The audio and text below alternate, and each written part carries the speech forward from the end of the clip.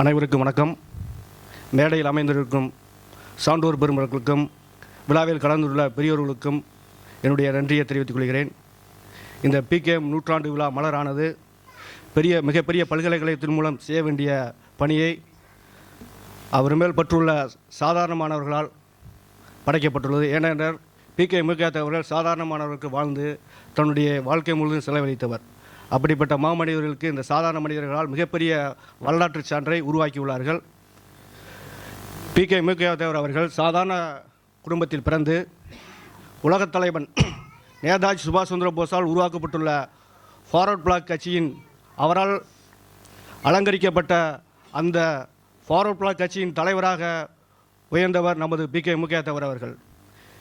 இவர் இளமை காலத்திலிருந்து பல்வேறு சமூக பணியில் ஈடுபட்டு தன்னுடைய சக தோழர்களோடு பல்வேறு சமூக பணிகளை செய்து கொண்டு இந்த காலகட்டத்தில் பசுமன் முத்துராமலிங்க தேவருடைய அரசியல் கொள்கையில் ஈர்க்கப்பட்டு 1952ஆம் ஆண்டு முதல் சட்டமன்ற தேர்தலில் பசுமன் முத்துராமலிங்கத்துடைய செல்வாக்கின் அடிப்படையில் வெற்றி பெற்று தொடர்ந்து 1957, 62, 67, 71, 77 காலகட்டத்தில் தன்னுடைய சுய சமூக பணியின் காரணமாக வெற்றி பெற்று இந்த சமூகத்துக்கு பல்வேறு தொண்டாற்றியுள்ளார்கள்.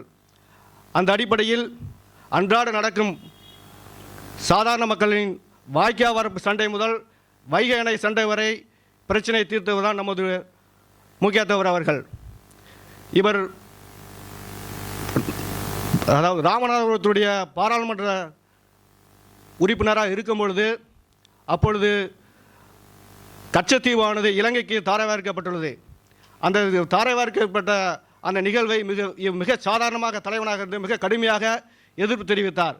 இவர் அந்த பாராளுமன்ற உரையில் நான் ராமநாதபுரத்தின் பாராளுமன்ற உறுப்பினராக நின்று இதை எதிர்க்கவில்லை, நான் ஒரு இந்திய குடிமகனாகவும் மக்களுடைய பிரதிநிதியாகவும் தான் இந்த கச்சத்தீவு தாரைவாரத்தை எதிர்க்கிறேன் என்று பதிவு செய்தார்.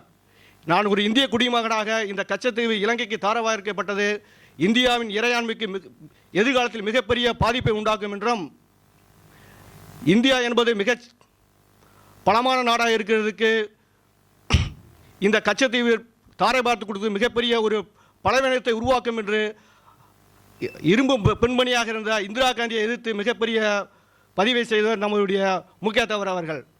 அதே சமயத்தில் நான் ஒரு மக்களுடைய பிரதிநிதியாக என்று இந்த கச்சத்தீவானது மக்களுடைய வாழ்வாதார பிரச்சனைக்கு பாதகம் ஏற்படும் பொழுது நான் அதை பார்த்து கொள்ளக்கூடிய சாதாரண மனிதன் அல்ல. ஆகையால் இந்த கச்சத்தீவை ஒப்பந்தத்தை திரும்ப பெற வேண்டும். அப்படி திரும்ப பெறவில்லை என்றால் நான் மக்கள் மட்டத்தில் சென்று மக்களுடைய பிரதிநிதியாக என்று கடுமையாக எதிர்ப்பேன் என்று மிக சாதாரண தலைவனாக என்று அன்று இரும்பு பெண்மணியாக இருந்த இந்திரா காந்தியை எதிர்த்து பதிவு செய்தவர் தான் நமது பிகேஎம் அவர்கள். பிகேஎம் அவர்கள் காலம் முழுவதும் சாதாரண தொண்டனாக வாழ்ந்தவர். சுவாமி விவேகானந்தர் அவர் பார்த்தோம்னா அவர் இல்லை என்றால் பரமஹம்சருடைய வரலாறு மக்களுக்கு தெரியாது. அவர் பரமஹம்ச சிறந்த சீடராக இருந்ததனால்தான் அவருடைய பரமஹம்சருடைய வரலாறு உலகத்துக்கு பதிவு செய்யப்பட்டது. அதே மாதிரி நேதாஜி சுபாஷ் சந்திர போஸுடைய மிக சிறந்த சீடராக இருந்தவர் நமது முத்துராமலிங்க தேவர் அவர்கள். முத்துராமலிங்க தேவருடைய சீடராக இருந்தவர் தான் நமது முக்கியத்தவர் அவர்கள். முக்கியத்தவர் தனக்கு சீடராக யாரையும் உருவாக்கவில்லை. காலந்தோறும் தானே ஒரு சீடனாக மக்கள் தொண்டனாக செயல்பட்டார்.